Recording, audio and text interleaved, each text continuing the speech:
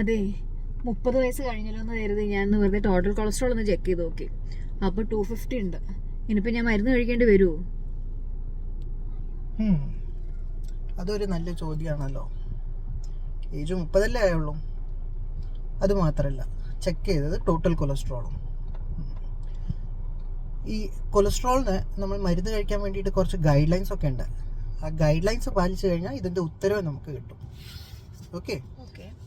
അതിൽ ആദ്യത്തെ കാര്യം, ഈ ഗൈഡ് ലൈൻസ് വന്നിരിക്കുന്നത് പേഷ്യൻസ് ഒക്കെ 40 വയസ്സിന് മുകളിലുള്ള ആൾക്കാർക്ക് വേണ്ടിയിട്ടാണ്. അതായത് 40 വയസ്സിന് മുകളിലുള്ള ആൾക്കാരാണ് സാധാരണ രീതിയിൽ കൊളസ്ട്രോളിൻ്റെ മരുന്ന് കഴിക്കേണ്ടതെന്നുള്ളത്. രണ്ടാമത്തത്, ഈ ഗൈഡ് ലൈൻസ് ഫോളോ ചെയ്യുന്നത് നമുക്ക് ACVD റിസ്ക് സ്കോർ വെച്ചിട്ടാണ്. അതായത് ഒരാൾക്ക് ഹാർട്ട് പ്രോബ്ലംസ് വരാനുള്ള, അതായത് ഒരു അറ്റാക്ക് വരാനോ അല്ലെങ്കിൽ ഹാർട്ട് ഫെയിലിയർ വരാനുള്ള എത്ര ശതമാനം ചാൻസ് ഉണ്ട് എന്ന് വെച്ചിട്ടാണ് ഈ ഗൈഡ് ലൈൻ സെറ്റ് ചെയ്തിരിക്കുന്നത്. അതിൽ നിങ്ങൾക്ക് 10% മുകളിൽ ഹാർട്ട് ഡിസീസ് വരാനുള്ള ചാൻസ് ഉണ്ടെങ്കിൽ, ഹാർട്ട് ഡിസീസോ സ്ട്രോക്കോ ഇത് വരാനുള്ള ചാൻസസ് ഉണ്ടെങ്കിൽ നിങ്ങൾ കൊളസ്ട്രോളിൻ്റെ മരുന്ന് എടുത്തിരിക്കണം. പക്ഷെ അത് ഏജ് 40 മുകളിലാണ്, അത് മനസ്സിലാക്കുക.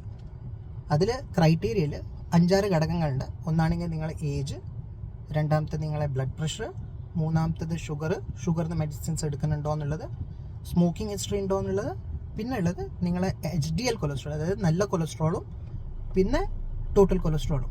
ഇത്രയും ഘടകങ്ങൾ വെച്ചിട്ടാണ് നമ്മൾ നോക്കുന്നത് ഒരു പേഷ്യന്റിന് കൊളസ്ട്രോളിന്റെ മരുന്ന് വേണോ വേണ്ടത്. ഫാമിലി ഹിസ്റ്ററി ഇതിൽ പെടില്ല. പക്ഷെ നിങ്ങൾക്ക് സ്ട്രോങ് കാർഡിയോവാസ്കുലർ ഫാമിലി ഹിസ്റ്ററി ഉണ്ടെങ്കിലോ അല്ലെങ്കിൽ സ്ട്രോങ് ആയിട്ടുള്ള ഡിസ്ലൈപ്പിഡീമിയ, അതായത് ഫാമിലിയിൽ തന്നെ നല്ല രീതിയിൽ ഹൈ കൊളസ്ട്രോൾ ഉണ്ടെങ്കിൽ ആ ടൈമിൽ നമുക്ക് മരുന്ന് എടുക്കേണ്ടി വരും. അല്ലാത്ത വശം ഈ റിസ്ക് സ്കോർ വെച്ച് നോക്കിയിട്ട് നിങ്ങൾക്ക് 10% മുകളിൽ റിസ്ക് ഉണ്ടെങ്കിൽ മാത്രം കൊളസ്ട്രോളിന്റെ മരുന്ന് എടുക്കുക. പക്ഷെ അവിടെ ഒരു ചെറിയ ഇതുണ്ട്. അതായത് 40 വയസ്സിന്റെ താഴത്തുള്ള ആൾക്കാർക്ക് LDL കൊളസ്ട്രോൾ 180 മുകളിലുണ്ടെങ്കിൽ നമുക്ക് കൊളസ്ട്രോളിന്റെ മരുന്ന് കൊടുക്കണം. കാരണം അവർക്ക് high risk of family history of dyslipidemia ഉണ്ട്. അതുകൊണ്ട് അവർക്ക് high chance of cardiovascular problems വരാനുള്ള ചാൻസ് കൂടുതലാണ്. അതുകൊണ്ട് നിങ്ങളെ ഏജ് 40 താഴത്താണെങ്കിൽ വേറെ കോമോബിഡിറ്റീസ് ഒന്നും ഇല്ലെങ്കിൽ നിങ്ങൾക്ക് മരുന്നിൻ്റെ ആവശ്യമില്ല. അല്ലെങ്കിൽ 40 മുകളിലുള്ള എല്ലാ പേഷ്യൻസും റിസ്ക് ഫാക്ടേഴ്സ് നോക്കിയിട്ട് മാത്രം നമ്മൾ കൊളസ്ട്രോളിൻ്റെ മരുന്ന് കൊടുക്കാറുള്ളൂ. ഓക്കെ. അപ്പോൾ ഞാനിപ്പം ടോട്ടൽ ലിപ്പിഡ് പ്രൊഫൈൽ ചെക്ക് ചെയ്യണം അല്ലേ? അതെ, ടോട്ടൽ ലിപ്പിഡ് പ്രൊഫൈൽ ചെക്ക് ചെയ്ത് അതിൻ്റെ റിപ്പോർട്ട് അനുസരിച്ചിട്ടാണ് നമുക്ക് നോക്കേണ്ടത്. പക്ഷേ ജനറലി ഞാൻ പറഞ്ഞ പോലെ തന്നെ 40 ഏജിന് മുകളിൽ, ഇപ്പം നിങ്ങൾ ഇത്ര കൊളസ്ട്രോൾ ചെക്ക് ചെയ്താലും LDL കൊളസ്ട്രോൾ മാത്രം ഈ ഏജിൽ നിങ്ങൾ വളരെ ഹൈ ആണെങ്കിൽ മാത്രം മരുന്നെടുക്കുക. അല്ലാത്ത വശം മരുന്നെടുക്കേണ്ട ആവശ്യമില്ല.